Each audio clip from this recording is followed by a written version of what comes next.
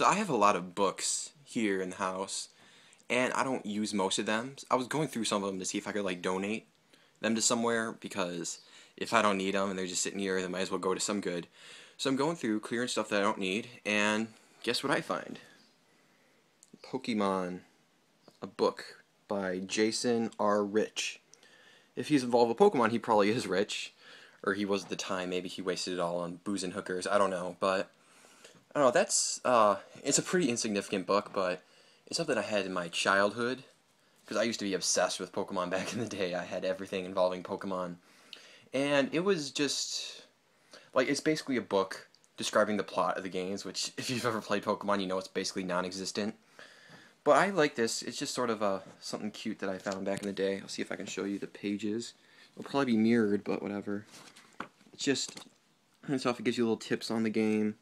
I don't know if you can see this or not. Go through little plots. It divides it into chapters. Pokemon collection, Pewter Gym, and basically, I don't know. It's nothing special, and I looked at it for a bit. It's not a very good read, but I just found that kind of funny. It's something from my childhood, and it brings a sense of nostalgia to me. I don't know if I can really donate it, because I don't know if anybody would buy it. Maybe if I found some hardcore Pokemon fans, they'd pay me like $50 for it. But other than that, I don't see anything much that I can do with it.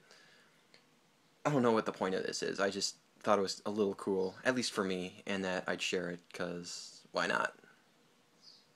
I just like little things where you get a burst of nostalgia from something that you weren't expecting.